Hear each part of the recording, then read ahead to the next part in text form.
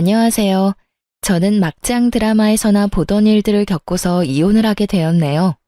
사연을 쓰는 지금도 제가 경험한 일이 맞는 건지 싶을 정도로 현실에서 일어나긴 힘든 경험을 했다 싶네요. 경험하지 않았으면 좋았을 일이긴 하지만 이미 일어난 일이니 어쩌겠어요. 이젠 그 경험으로 인해 어떠한 일에도 쉽게 흔들리지 않는 더욱 단단한 사람이 되었다 하고 생각하며 살고 있어요. 처음 남편을 만났을 때만 해도 그런 말도 안 되는 일이 저에게 일어날 거란 생각도 하지 못했는데 처음 남편은 참 다정한 사람이었거든요. 거기에다 성실하기까지 했어요. 회사 동료로 처음 만난 남편은 주변 동료들이 임무와 칭찬을 할 정도로 성실하고 성격 좋은 남자였어요. 저와는 동기지간으로 서로 의지하는 일이 많았죠. 그러던 어느 날부터 남편이 저를 보는 눈빛이 오묘하더라고요. 직장 동료를 보는 눈빛이 아닌 어딘가 모르게 끈적거리기도 하고 느끼하기도 하고요. 이런 제 느낌은 단순히 오해가 아니었어요. 저기, 윤영 씨, 나 윤영 씨 좋아해. 입사했을 때부터 첫눈에 반해서 이때까지 쭉 좋아했어. 그래서 하는 말인데 나한테 기회를 좀 주면 안 될까? 갑자기 고백을 해오니 저는 크게 당황하고 말았죠. 좋은 사람인 건 맞지만 남자로의 매력은 글쎄요. 확 끌리는 것이 없다고 해야 하나? 하여튼 애매했어요. 하지만 남편의 적극적인 구애에 전 생각해보겠다는 말로 기회를 주었고 남편은 저의 곁에서 한결같이 마음을 쏟아주더라고요. 결국 전 그런 남편을 받아주게 되었고 막상 마음을 나누며 마음을 가지다 보니 저 역시 남편에게 푹 빠져 결혼까지 하게 되었습니다. 그렇게 저희는 6년이란 세월을 살아냈어요. 저희 사이엔 아이가 없었는데 의도적으로 가지지 않은 건 아니었고 어쩌다 보니 그렇게 되었더군요. 결혼 4년 차 때까진 자연 임신이 되지 않았고 그 후론 병원은 절대 싫다던 남편을 설득해 어렵게 병원 예약까지 했었지만 그 타이밍에 오랫동안 병원 생활을 하시던 시부가 돌아가시며 병원을 가지 못했었어요. 그 후론 어영부영 하다 보니 어느새 결혼 6년 차가 되었더라고요. 다행인지 불행인지 시댁에서는 아이에 대한 압박은 전혀 없었고 저 역시 아기를 가지고 싶은 시기가 지나고 나니 임신에 대한 욕심이랄까 미련이랄까 그런 감정들이 점점 무뎌져 크게 노력하지 않는 상황이 되었던 거죠. 아기가 없다 보니 남편과 저는 결혼 생활 6년이 무색할 만큼 신혼의 느낌이 남아있을 정도로 사이가 좋았어요. 오롯이 서로에게만 집중을 하면 되니 싸울 일도 적었고요. 무엇보다 남편이 한결같이 다정한 모습을 보여주니 정말 남자 하나는 잘 골랐다는 생각이 들기도 했었는데 어느 날부터 그런 남편이 변하기 시작하더라고요. 서서히 변하는 것도 아닌 하루아침에 남편이 낯설게 느껴질 만큼 저를 쌀쌀맞게 대하기 시작하는데 이게 무슨 일인가 싶더라고요. 남편이 달라진 것은 말뿐만이 아니었어요. 지난 6년 동안 가끔 다투는 일이 있더라도 잠만은 한 침대에서 자야 한다며 제 옆에 꼭 붙어 자던 남편이었는데 변했다고 느낀 순간부터 회사 일이 바빠 일을 마저 보고 자야 한다며 안방이 아닌 서재에서 자는 날들이 길어졌어요. 결국 전 이대로 안 되겠다는 생각이 들어 서운함을 비추며 말했죠. 여보, 요즘 나한테 너무 소홀한 거 아니야? 내가 뭘? 이런 핑계 저런 핑계 대면서 잠도 서재에서 자고 말투도 좀 쌀쌀맞아졌고 말이야. 그리고 그 눈빛, 요즘 날 보는 눈빛이 예전 같지 않단 말이야. 이런 핑계 저런 핑계 대는 게 아니라 정말로 일이 바빠서 그래. 그리고 우리 결혼한 지 6년이 넘었어. 내가 로봇도 아니고 어떻게 늘 한결같을 수가 있겠어. 아무리 그래도 하루아침에 당신이 변하니까 내가 너무 서운해서 그렇지. 당신은 서운할 시간도 있고 한가해서 좋겠다. 나는 요즘 일이 바빠서 잠잘 시간도 모자라는데 말이야. 어찌됐든 한동안은 나 일 때문에 바빠서 좀 예민할 거니까 당신이 이해 좀 해. 우리 집에 신경도 좀 쓰고 며칠 전에 엄마랑 통화했는데 당신한테 요즘 연락 한 통 없다고 섭섭해 하시더라. 한 달 전만 하더라도 제가 섭섭하다고 하면 어떻게 해서든 제 마음을 풀어주려고 노력하던 남편이었는데 하루아침에 사람이 변해도 어쩌면 저렇게나 변할 수가 있는지 제가 알던 남편이 맞나 하는 생각마저 들더군요. 이런 제 마음을 눈치챘는지 남편은 저를 한번 쓱 보더니 이렇게 말을 하더군요. 바쁜 일만 끝나면 당신하고 나하고 휴가 좀 내고 여행이라도 가자. 그때 내가 당신 마음 풀어줄게. 요즘은 정말 내가 너무 정신이 없어서 그래. 일 처리도 다 안 됐는데 계속해서 일은 밀려 들어오고 어떻게 해서든 일 처리를 하려다 보니까 실수는 많아지고 말이야. 그래서 내가 요즘 진짜 힘들어. 몸이 10개라도 모자란 지경이라고. 그러니까 당신이 조금만 참아주라. 이렇게까지 말하니 그깟 말투와 눈빛이 뭐라고 이리도 힘든 남편을 잡아댔나 미안하기까지 하더라고요. 내가 미안해. 나는 당신이 그렇게까지 힘든 상황인 줄 꿈에도 몰랐어. 그저 좀 바쁜가 보다 싶었지. 어찌됐든 바쁜 것만 끝내놓고 나랑 놀아주기다.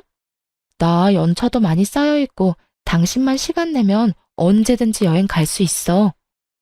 그래, 알겠으니까 엄마한테 전화나 좀 해.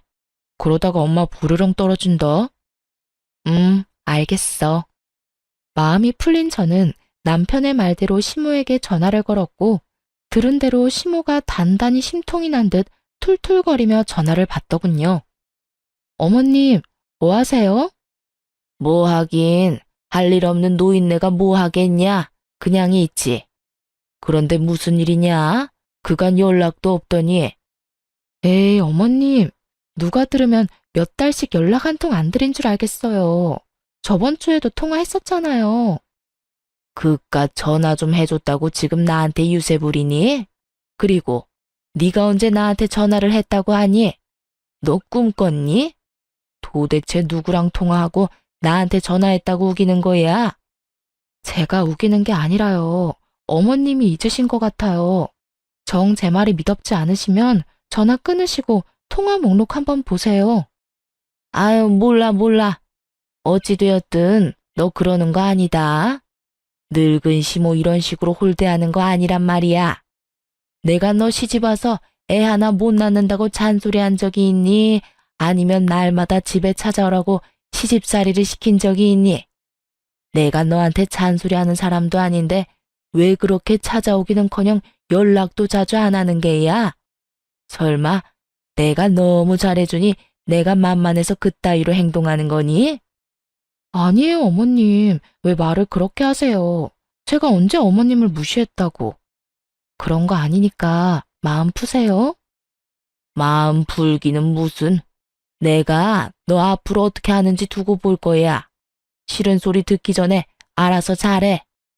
시모가 조금 까칠한 면이 없지 않아 있긴 했지만 이 정도는 아니었는데 유독 짜증스럽게 구는 시모를 보니 제가 좀 너무했나 하는 생각이 들기도 하더라고요.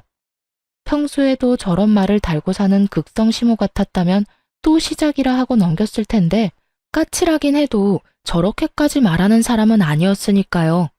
그래서 전 남편에게 어떻게 해야 할지 하고 고민을 털어놓게 되었고 남편에게선 의외의 말을 듣게 되었어요. 여보, 어머님이랑 통화했는데 많이 서운하신 것 같더라. 평소와는 좀 다르게 짜증도 많이 내시고 화도 좀 내시더라고. 앞으로 어떻게 할 건지 두고 볼 거라고도 하시고 어머님 그런 말까지 하실 분은 아니잖아. 그렇긴 하지. 그런데 정말 엄마가 그런 말까지 했다고? 그렇다니까. 그래서 하는 말인데 어떻게 하면 어머님 화가 좀 풀릴까? 주말에 찾아뵐까? 아니, 그거보단 엄마 데리고 병원 좀 가봐야 할 것 같은데. 병원? 병원은 왜? 왜? 사람이 아픈 데가 생기면 안 하던 짓도 하고 예민해지기도 한다잖아. 병원 간 김에 여기저기 검사도 좀 해봐야겠어. 엄마 건강검진 받을 때도 됐으니까. 그래? 알겠어. 그러면 당신은 바빠서 안 될 테고 내가 연차 쓰고 모시고 다녀올게. 아니야, 내가 다녀올게. 겸사겸사 엄마하고 시간도 보내지 뭐. 당신은 일해. 그러면 그럴래? 알겠어, 그럼. 다녀와서 연락해줘. 남편은 걱정이 컸는지 다음날 바로 시모를 데리고 병원에 다녀왔고, 그날 저녁 퇴근을 하고 집으로 가니 남편의 얼굴이 좋지 않더라고요. 여보, 어머님 어디 안 좋으셔? 많이 편찮으시대? 그게 치매 초기 증상이 보이는가 봐. 아직 치매는 아닌데 그런 증상이 보이긴 한다고 하더라고. 거기에다 몸도 전체적으로 많이 쇠약해지셨다네. 나이가 있으시니까 어쩔 수 없긴 하지만 마음이 좋지 않아. 예상치 못한 결과에 무슨 말을 어떻게 해야 할지 몰라 쉽사리 말할 수가 없더라고요. 저와 남편은 아무 말도 쉽사리 할 수가 없었고 한참을 고민하던 남편이 어렵게 이야기를 꺼내더군요. 저기 여보, 나 우리 엄마 우리 집에서 모시고 싶어. 당신한텐 이런 말 너무 미안하긴 한데 몸도 정신도 아픈 엄마 혼자 두는 게 마음이 편치 않아. 혹시라도 저렇게 혼자 지내다가 큰일이라도 나면 그 죄책감에 나 못 살 것만 같아. 이대론 일도 손에 안 잡히고 말이야. 오늘도 병원에서 결과 듣고 혼자 엄마 집에 엄마 모셔다 드리고 오는데 마음이 너무 안 좋았어. 이런 식으로 시모를 갑자기 모시고 살게 될 거라곤 상상도 못 해본지라 어떻게 해야 할지 모르겠더군요. 어떤 말도 쉽사리 꺼내지 못하고 있는데 문득 이런 생각이 들더라고요. 만약 우리 엄마가 이런 상황이라면 나는 어떻게 했을까 하고요. 그렇게 생각하니 쉽게 결정이 섰어요. 그래, 그렇게 하자. 다른 사람도 아니고 당신 어머니인데 그렇게 해야지. 당신 말대로 어머님 혼자 계시다.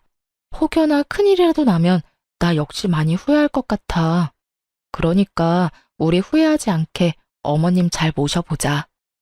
정말이야? 고마워 여보. 내가 더 노력하고 잘할게. 그렇게 저인 시모를 모시기로 했고 일주일 뒤 남편이 시모를 모시고 오게 되었습니다.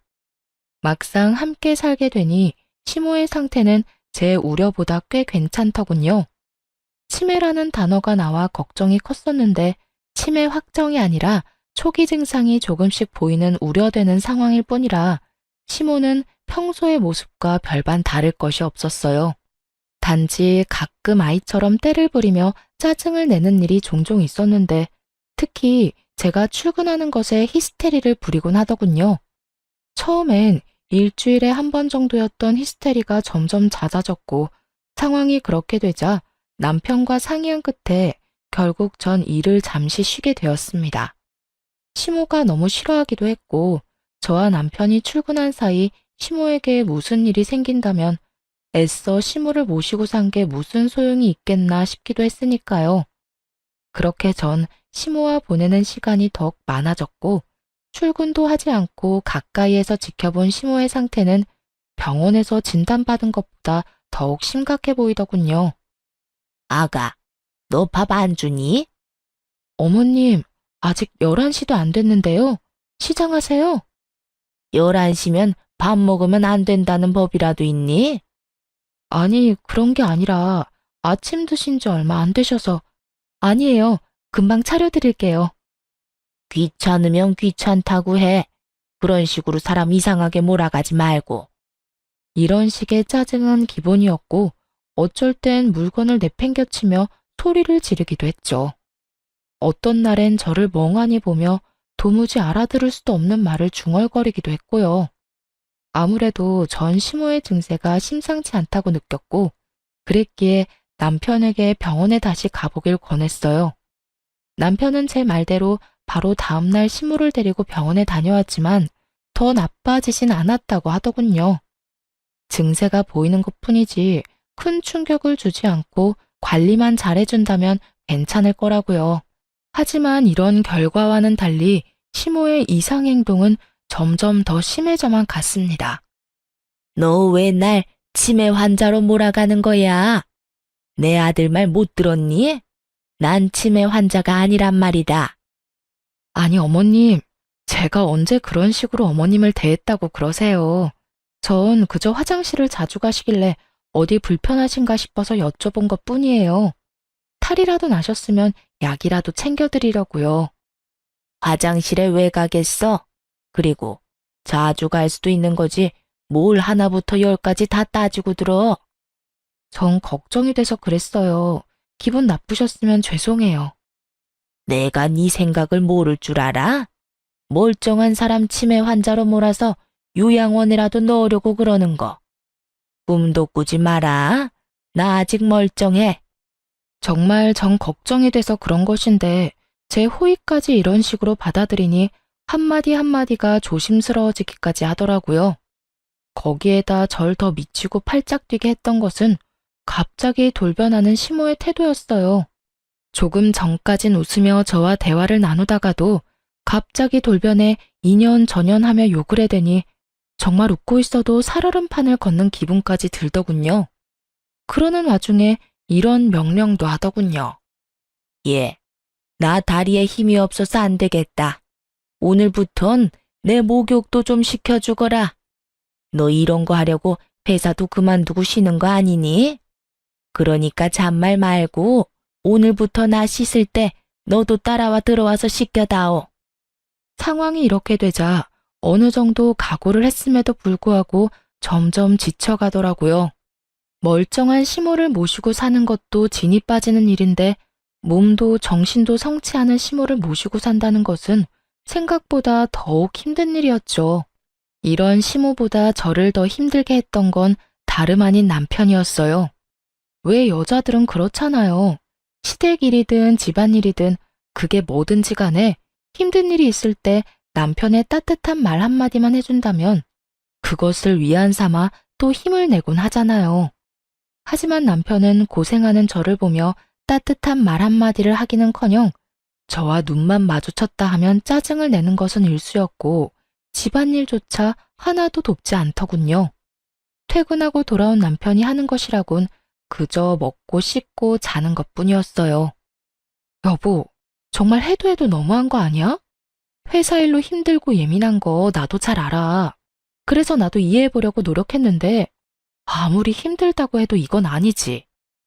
내가 뭘 어떻게 했다고 힘든 사람 붙잡고 이 난리야. 내가 당신한테 뭐 잘못했어? 내가 무슨 죄인이라도 되냐고. 왜 나랑 눈만 마주치면 짜증을 내? 거기에다가 내가 이 집 식모야? 내가 이 집 요양보호사라도 되냐고. 하루 종일 어머님 쫓아다니면서 뒤치다꺼리 한다고 힘들어 죽겠는데 당신은 퇴근하면 차려준 밥 먹고 씻고 자기 바쁘고. 이게 뭐야? 왜 나만 다 희생하면서 살아야 하냐고. 그러면 나보고 어쩌라고. 나도 회사 그만두고 집에 당신이랑 엄마랑 옹기종기 붙어 앉아서 하루 종일 손가락 빨면서 그냥 그러고 살아? 그걸 원하는 거야? 그런 말이 아니잖아. 적어도 말 한마디, 행동 한 번이라도 따뜻하게 해달라는 말이야. 그건 내가 말했잖아. 나도 회사 일이 바빠서 예민하다고. 그래서 이해 좀 해달라고 말이야. 따뜻한 말 한마디 하는데 돈이 들어? 아니면 시간이 몇 시간씩 걸려? 그런 것도 아니잖아. 내가 원하는 건 오늘 하루도 수고했다, 고생했다. 고작 이런 것들인데 그런 것들도 못 해주는 거야? 예민하면 그런 말도 못 하는 거야, 당신은? 내가 이런 취급이나 받으려고 회사도 그만두고 어머님까지 모시는 줄 알아? 적어도 나한테 미안하고 고마운 마음 정도는 있어야 하는 거 아니야? 이런 식으로 사람 몰아붙일 거였으면 모신다고 하지 말지 그랬어. 착한 며느리인 척, 마음 넓은 척 하면서 엄마 모신다고 할 때는 언제고 이제 와서 공치사라도 늘어놓고 싶은 거야? 그런 거야? 그런 말이 아니잖아. 그저 나도 밖에서 일하는 것만큼 힘들다고 이야기하는 거라고. 그 힘듦 속엔 당신의 무관심이 크다고 말하는 거고. 그렇게 힘들면 엄마 나가라고 해. 나한테 와서 관심이 부족하다면서 잔소리하지 말고. 도저히 말이 통하지 않더군요. 상황을 해결해 보려는 노력은커녕 싸우려고 작정한 사람처럼 보이기까지 했으니까요. 더 말해봤자 싸움만 커질 것 같아 제가 먼저 자리를 피해 거실로 나와버렸고 거실엔 저희 이야기를 다 들었는지 시모가 저를 노려보더라고요. 어머님, 다 들으셨어요? 다 들으라고 그렇게 고래고래 소리를 질러댄 거 아니니? 내가 힘들게 하면 얼마나 힘들게 했다고 내 아들을 쥐잡듯이 잡아대는 거야? 네가 뭔데 내 아들한테 감히 그딴 소리를 짓거려대는 거냐고. 어머님, 전 그게 아니라요. 그저 그이한테 좀 섭섭해서 그랬어요. 섭섭? 네가 섭섭할 게 뭐가 있다고? 아무것도 하는 것도 없으면서 넓은 집에서 남편이 벌어다 주는 돈으로 편하게 살면서 뭐가 섭섭한 게 있냐고. 아주 호강이 늘어지셔서 시간이 남아 도는가 보지? 그러니 쓸데없는 걸로 남편 드잡이나 하고 있지. 아무것도 하는 게 없다뇨. 밥이고 청소, 빨래까지 누가 다 하는데요. 그것뿐인가요? 하루 종일 어머님 쫓아다니면서 뒷바라지는 또 누가 하는데요. 어머님께서 그런 식으로 말하면 안 되죠. 뭐? 내 인연이? 시모는 막을 새도 없이 저에게 다가와 제 뺨을 때려버렸고, 때마침 나온 남편이 그 광경을 보곤 급히 시모를 데리고 방으로 들어가 버리더군요. 상황이 그렇게 되자 남편 미운 것은 물론이었고, 살면서 상상하지도 않았던 이혼까지 하고 싶은 심정이었어요. 제가 시모에게 뺨까지 맞은 것을 뻔히 알면서도 남편은 아무 말도 없었고, 오히려 저를 피한다는 느낌마저 들기 시작하더군요. 시모의 행패는 점점 더 도를 넘어서고 있었고, 전 마음을 다잡아보려 참 무던히도 노력했습니다. 다른 것도 아닌 시모가 많이 아프니 저런 것이라고 생각하면서요. 그 당시 전 아픈 사람을 버리고 이혼하는 것은 아니라는 생각이 강했고, 그때까진 남편 역시 이 상황이 힘들어 예민한 거라 그리 믿고 저 자신을 위로했던 것 같아요. 그것이 얼마나 바보 같은 자기 세뇌였다는 것을 알게 된 건 얼마 지나지 않은 어느 날이었어요. 그때쯤엔 제가 남편에게 시모에 대해서 하소연이라도 하면 남편은 앵무새처럼 이런 말만 반복하고 있었어요. 엄마가 아파서 그래. 치매라잖아. 그 정도는 우리가 이해해줘야지. 그리고 치매 환자가 그 정도면 양호한 편 아니야? 드라마에서 보면 벽에 똥칠도 하고 그러더라. 그런 거에 비하면 우리 엄마는 양반이지. 그러니까 이왕 병시중 하기로 한 거 당신이 좀 더 마음 넓게 쓰고 이해 좀 해. 이해하라는 것도 한두 번이지. 시모는 매번 몸이 아프고 치매 환자라는 이유로 골탕 먹이려고 환장한 사람처럼 매번 다른 방법으로 저를 괴롭히잖아요. 그런 저에게 돌아오는 말은 그저 네가 좀 이해해라. 정말 그날은 참을 수가 없더라고요. 그놈의 이해. 내가 언제까지 이해만 해야 하는데? 당신도 봤으니까 알 것 아니야. 아무리 어머님이 아프다고 해도 이건 너무하잖아. 아니, 그런 어머님보다 당신이 더 너무한다는 생각은 안 해봤어? 내가 그렇게 힘든 거 뻔히 알면 당신이라도 날 도와야지. 어떻게 매번 이해하라는 말만 할 수가 있어? 당신이 한번 당해봐. 이해하라는 말이 나오는가? 그간 서러웠던 감정이 한 번에 복받쳐 오른 저는 그대로 집을 나가버렸고 동네 한 바퀴를 돌며 마음을 정리했어요. 나는 할 만큼 했다. 이대로는 더는 안 되겠다고요. 시모보다도 남편에 대한 실망이 더 컸던 터라 우리 사이엔 이혼밖에 다른 해결책은 없다고요. 그렇게 생각을 정리한 뒤 집으로 돌아갔고 집으로 들어가니 거실에 아무도 없더라고요. 신발은 있는데 사람은 없고 다들 어디에 있나 싶어 방으로 걸음을 옮기던 그때였어요. 시모의 방에서 깔깔거리는 웃음소리와 함께 말소리가 들려오더라고요. 얼마나 신이 나셨는지 제가 들어온 것도 모르고 한껏 들떠서 대화를 나누고 있더군요. 엄마, 무슨 연기를 그렇게 잘해? 난 엄마가 연기한다는 걸 다 알고 보는데도 가끔 엄마가 진짜 치매인가 싶다니까. 이 엄마가 못하는 게 있는 줄 알아? 마음만 먹으면 그깟 치매 연기쯤이야 누워서 떡 먹기지. 그나저나 수정이도 한계인 것 같지? 조만간 못 견디겠으니까 이혼하자고 할 것 같아. 다 엄마 덕분이야. 고마워. 고마우면 재혼해서도 엄마한테 잘해. 알겠어? 그럼. 그렇지 않아도 혜미가 엄마가 여러모로 고생 많이 한다고 결혼하고 나면 엄마한테 진짜 잘할 거라고 했어. 혜미는 얼굴도 예쁜 것이 말까지 어쩜 그렇게 예쁘게 하니? 거기에다 능력까지 좋다며? 그 혜미가 사는 아파트도 자기 명이라고 했나?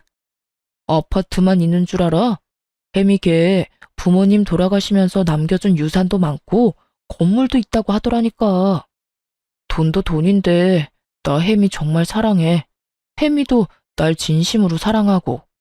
그러니까 그 어리고 돈 많은 애가 얼마든지 기다릴 테니까 이혼만 하고 돌아오라는 거 아니겠어?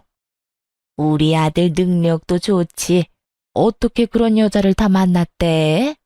진짜 캠이랑 결혼했으면 이런 고생 안 하고 얼마나 좋아. 에이 엄마, 이제 와서 그런 후회해봤자 뭐해? 그런 생각할 시간에 어떻게 하면 저 찐득이 떼어낼지 고민이나 더 해봐. 나도 저 진드기한테 매몰차게 구는 것도 하루 이틀이지. 이제 왜 그렇게 모질게 대하냐는 말에 변명거리도 생각이 안 난다고. 나라고 다른 줄 아니? 조금만 괴롭히면 금방 두 손 두 발 다 들고 당장이라도 이혼한다고 할 줄 알았더니 애가 독해도 어쩌면 저렇게 독할 수가 있는지. 그러게 말이야. 나도 이렇게나 독한 여자인 줄 꿈에도 몰랐다니까. 아, 빨리 좀 그 입에서 이혼 소리 나오게 할 방법 없을까?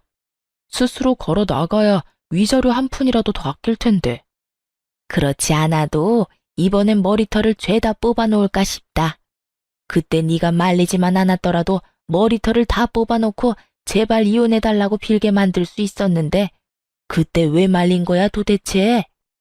그땐 갑자기 엄마가 손찌검까지 하니까 나도 놀래서 그랬지. 넌 그게 문제야.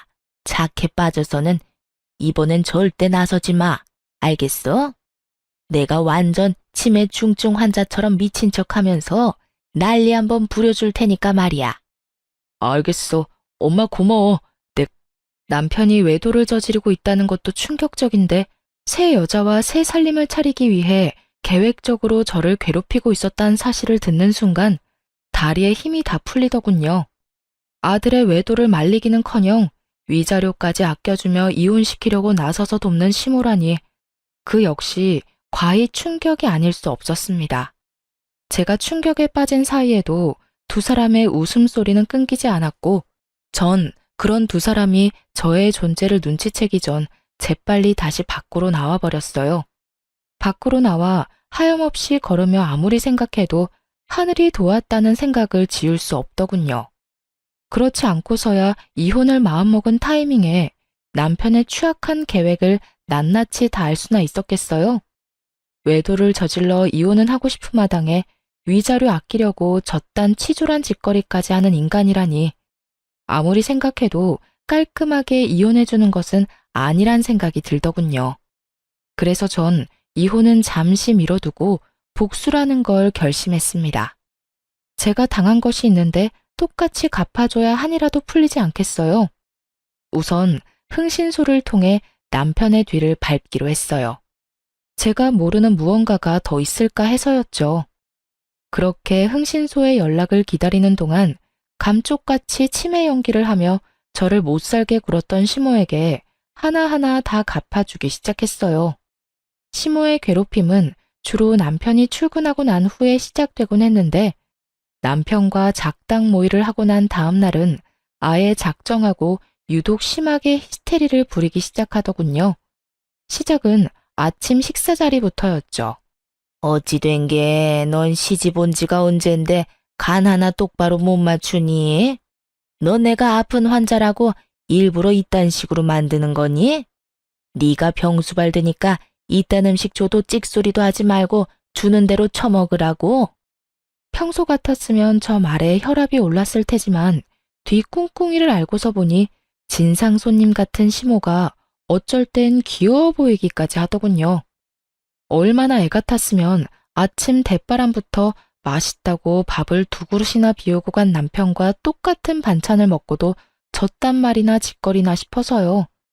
저는 아무런 대꾸도 하지 않고 어디까지 지랄을 떠나 그저 지켜보았고 그런 제 행동에 약이 오를 대로 오른 시모가 냅다 밥그릇을 집어던지며 욕설을 뱉어내기 시작하더군요. 이 년이 지금 나를 무시해?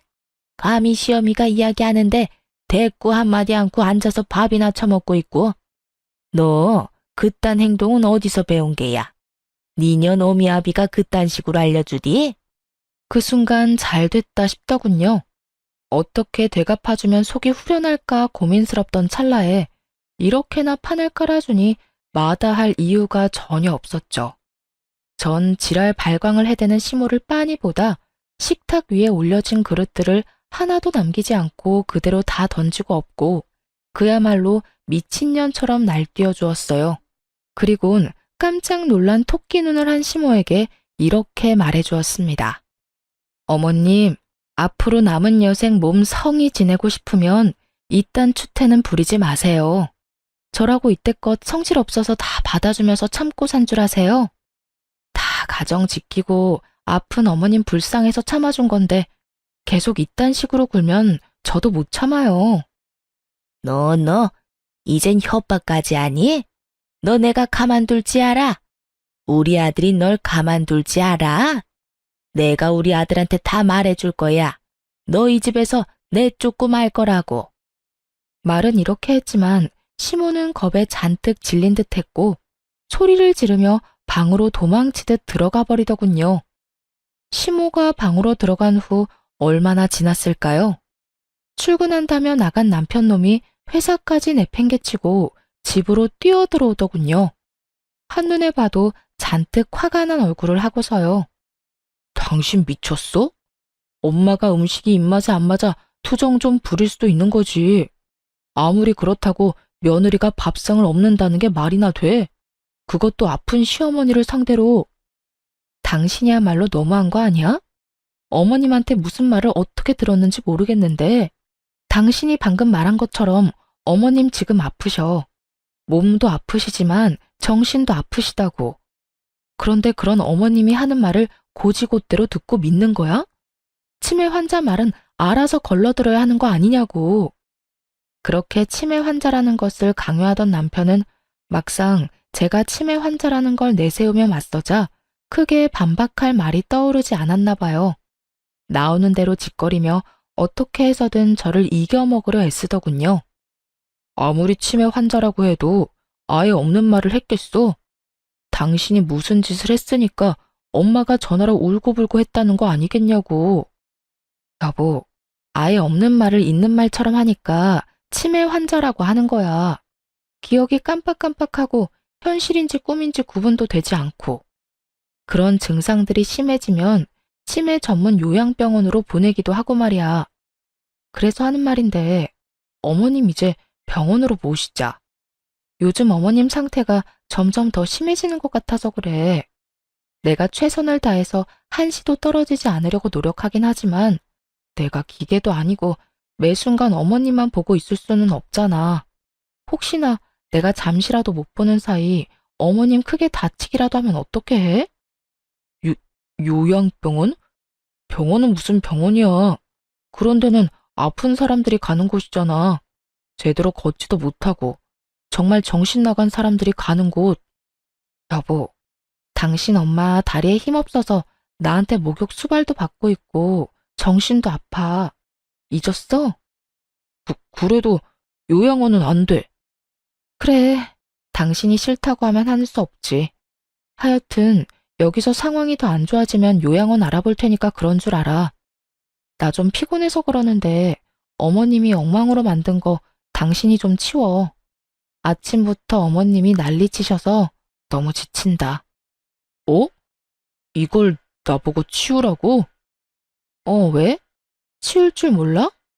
몰라도 해. 이제부터 배워야지. 우리 엄마 아니라 당신 엄마잖아. 앞으로 당신도 나서서 좀 도와. 저는 그대로 방으로 들어와 버렸고 조용하다 싶더니 이내 깨진 그릇 치우는 소리와 궁시렁거리는 남편의 목소리가 들리더군요. 그 후로도 시모가 절 괴롭히려는 시도는 많았지만 시작이 힘들어서 그렇지 한번 되갚아주고 나니 두 번째, 세 번째는 쉽더군요. 아니, 쉬운 거를 넘어 즐겁기까지 했습니다. 시모가 먹는 것, 씻는 것 등으로 저를 괴롭히려 안간힘을 쓰면 저 역시 그럴 때마다 솥에 밥을 해서 준다거나 찬물로 샤워를 시켜버리는 등 가차없는 복수를 해주었으니까요. 한마디로 입을 뗄 때마다 더 큰 보복으로 시모를 대하고 있었죠. 상황이 그렇게 되자 시모는 도저히 안 되겠다 싶었는지 남편이 퇴근하는 순간을 맞춰 밑도 끝도 없이 제 머리채를 잡고 흔들더군요. 인연, 너 잘 걸렸다. 내가 너 벼르고 있었어. 이제 어떻게 할 거냐? 내 아들도 다 보고 있다 이거야. 오늘 나 살고 너 죽는 날이다 인연. 이거 놔요. 이거 당장 놓으라고요. 싫다. 내가 이때껏 얼마나 참았는데 이걸 놓겠어? 내가 말했지? 오늘 너 죽고 나 사는 날이라고. 어디 한번 죽어봐라. 분명 놓으라고 경고했어요. 경고? 웃기고 있네. 네가 뭘 할 수 있는데? 나한테 이렇게 머리채 잡혀서 힘도 못 쓰는 주제에. 다리에 힘이 없어 샤워도 혼자 못한다는 노인네가 어쩌면 그렇게 힘이 드센지 무턱대고 뿌리쳤다간 제 머리카락이 다 뽑힐 것만 같더라고요. 그래서 전 있는 힘껏 시모의 머리채를 같이 잡고 흔들어 버렸고 그런 저의 대응에 시모가 놀랐는지 잠시 움찔하더군요. 그 순간 전 시모의 손을 뿌리치고 곧바로 강 건너 불구경하듯 구경만 하고 있는 남편을 향해 있는 힘껏 밀어버렸어요. 너 미쳤어? 이게 뭐 하는 짓이야? 엄마 머리채를 잡는 것도 모자라서 밀치기까지 해? 전현이 드디어 미쳤구나. 정신병원은 내가 아니라 전현이 가야겠다 아들. 뭐하니? 당장 전현 앉혀놓고. 미친 게 분명하다 분명해. 그렇지 않고서야 어떻게 시험이 머리채를 잡는단 말이야? 엄마, 괜찮아? 어디 삐끗한 데는 없어? 너 우리 엄마 어디 다치기라도 했어봐. 내가 너 가만 안 둘 거야. 나 괜찮으니까 내 신경 쓰지 말고 당장 병원에 전화해라. 정신병원. 전현 저거 미친 게 분명해. 머리채를 먼저 잡은 것이 누군데 누굴 정신병으로 몰고 가는 것인지 모르겠더군요. 전 그런 두 사람에게 고래고래 소리를 질러주었어요. 이 상황에 내가 안 미치는 게 이상하지 않아? 이 미쳐 돌아가는 상황에 내가 어떻게 안 미치고 버티겠어? 당신 진짜 미쳤어? 미치려거든 곱게 미쳐. 어디서 우리 엄마한테 폭력이야? 머리채는 누가 먼저 잡았는지 잊었나 봐. 치매 걸린 네 엄마가 내 머리채 먼저 잡은 거 못 봤어? 네 엄마는 내 머리채 잡고 흔드는데 나는 가만히 있어야 해? 아, 맞다. 네 엄마 치매 아니었지 참. 그게 무슨 소리야. 우리 엄마 아픈 거 당신도 잘 알잖아. 웃기고 있네. 아직까지 모르겠니? 나 다 알아.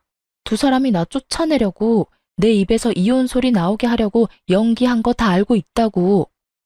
저는 소리를 지르며 흥신소 직원에게 받은 남편의 외도 증거 사진들을 두 사람에게 던져버렸어요. 그러자 두 사람은 이제 후련하다는 표정으로 자리를 털고 일어나더니 이렇게 말하더군요. 아, 다 알았어? 그래서 당신이 근래 이상하게 굴었던 거구나. 어쩐지 이상하다더라니. 진작 다 안다고 말하지 그랬어. 아, 차라리 잘 됐어. 우리 이혼하자. 그래, 나도 연기하는 것도 힘들던 차에 차라리 잘 됐구나. 너 우리 아들하고 이혼하거라. 위자료 줘야 하는 게 좀 아깝긴 하지만 어쩌겠어. 상황이 이렇게 됐으니. 위자료 두둑하게 챙겨줄 테니 당장 이혼해다오. 어찌나 당당한지 모르는 사람이 보면 제가 외도를 저지른 것인 줄 알겠더라고요. 그 어미의 그 자식이라고 짓고 있는 표정마저 똑같은 것이 누가 더 인간 쓰레기인지 우위를 다투기 힘든 지경이었어요. 참 뻔뻔하기도 하다. 모르는 사람이 보면 내가 바람이라도 피운 줄 알겠다. 어쩌다 이렇게까지 인간 말종이 됐니? 그렇게 돈이 좋았어? 아니면 새로운 여자가 좋더니? 돈도 좋고 새로운 여자도 좋았지. 말이야 바른 말이라고. 당신한테 돈도 많고 얼굴도 잘생긴 젊은 남자가 이혼하고 오라고 하면 당신 같으면 안 흔들릴 자신 있어? 당신도 마찬가지야.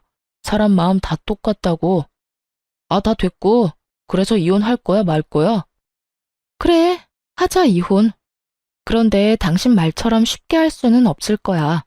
나 당신 말고 당신 엄마, 그리고 상간녀 소송까지 다 할 거니까. 그리고 재산도 크게 한몫 뜯어낼 테니까 각오하는 게 좋을 거야. 저 역시 시모에게 보복은 할 만큼 했고, 더는 그런 인간들과 한 지붕 아래 살고 싶지도 않았기에 이혼을 통보하고 그 집을 나와버렸습니다. 생각보다 이혼 진행이 길어졌지만 결과는 제 생각보다 더 좋게 끝이 났습니다. 판결이 나던 날 얼마나 후련하던지 법원 앞에서 크게 웃었던 기억이 아직도 생생하네요. 이혼이 끝이냐고요? 그럴 리가요. 그깟 위자료 좀 받았다고 제가 그리도 크게 행복하게 웃었을까 봐요. 흥신소를 통해 알게 된 것인데 능력 좋고 돈 많은 그 상간녀는 사실 도박 중독자이더군요. 손모가지를 잘라내야 끊을 수 있는 것이 도박이라는 말이 있을 만큼 상간녀는 그 명성에 걸맞게 죽은 부모에게 상속받은 재산을 다 말아먹어가는 와중에도 도박을 하고 다니고 있더라고요. 건물과 집 담보로 대출을 한도 끝까지 받아 말아먹은 것은 기본이었고 저에게 준 위자료도 마지막 티끌까지 모아준 것이었어요. 이러한 사실을 전혀 알지 못했던 전 남편은 상간녀를 만나오며 돈까지 빌려준 상태였고 상간녀는 그 돈마저 다 날려버린 후였습니다. 이러한 사실은 이혼 소송이 마무리될 때쯤에 다 밝혀졌는데 이혼만 하면 인생 역전이라고 기대했던 남편놈이 사실은 상간녀가 허울 좋은 빈털털이라는 걸 알고 좌절하던 모습이 얼마나 통쾌했는 줄 모릅니다. 그것뿐인 줄 아세요?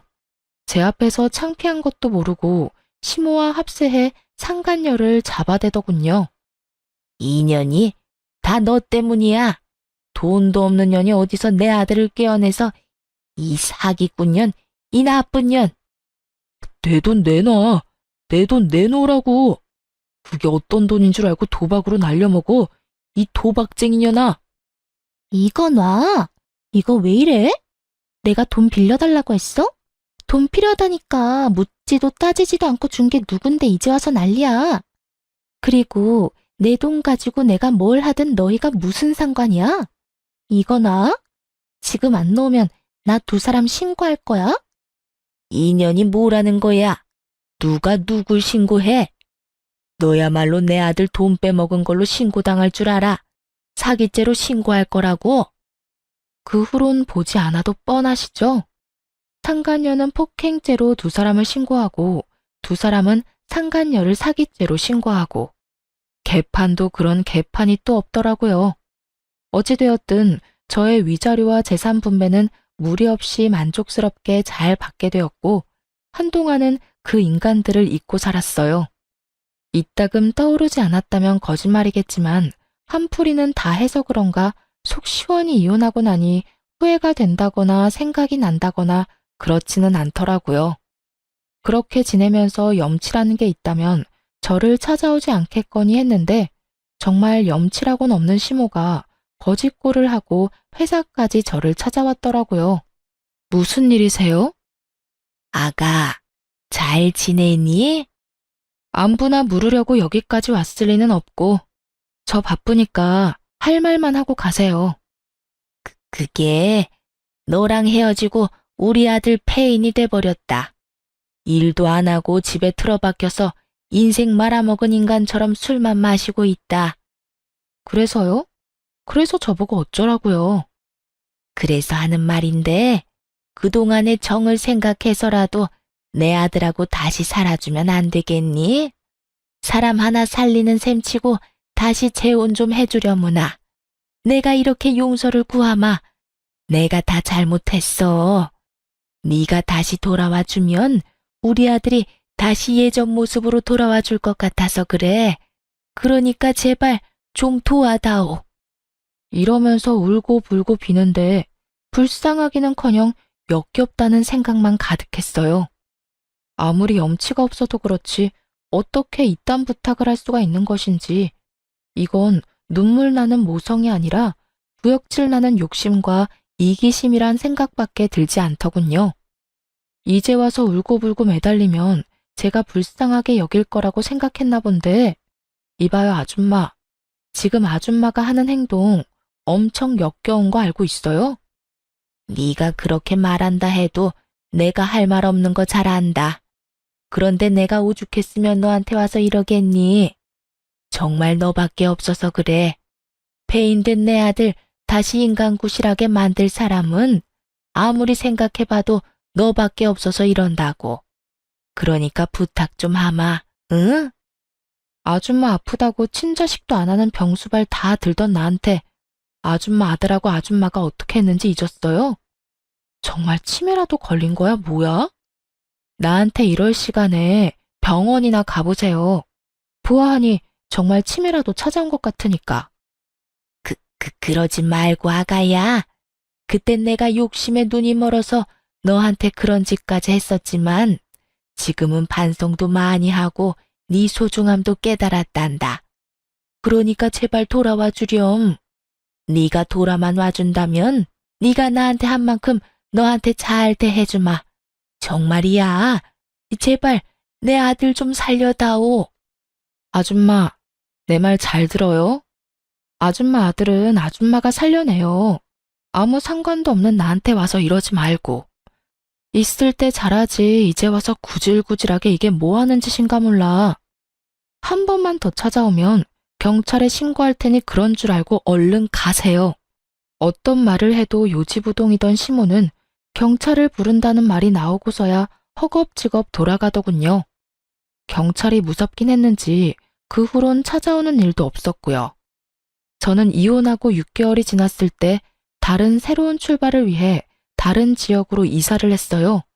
회사는 아예 사표를 내버렸고요. 요즘은 여기저기 다니며 휴식을 취하고 있습니다. 배신감이 크기도 했고 지치기도 해 새로운 날들을 위해 재충전을 하는 시간을 갖기로 한 것이었죠. 이런 결정을 내리기 전까지 고민이 많기도 하고 걱정도 많았는데 막상 쉬니까 너무 좋은 거 있죠? 무엇보다 여기저기 다니다 보니 마음의 여유도 생기는 것이 역시 잘한 선택이다 싶네요. 결혼을 하게 되며 조금이라도 더 잘 살아보려고 악착같이 아끼고 애쓰며 살았는데 이제 와서 생각해보니 그런 것이 다 무슨 소용인가 싶어요. 당장 내일 일도 모르는데 먼 미래를 보며 지금 이 순간을 놓치고 사는 게 맞는 일인가 싶기도 하고요. 그래서 전 앞으로 먼 미래보다 당장 지금을 조금 더 즐기며 살아가 보려고요. 여러분도 응원해 주실 거죠? 그러면 저는 이만 물러가 보겠습니다. 긴 시간 함께 해주신 모든 분 감사합니다.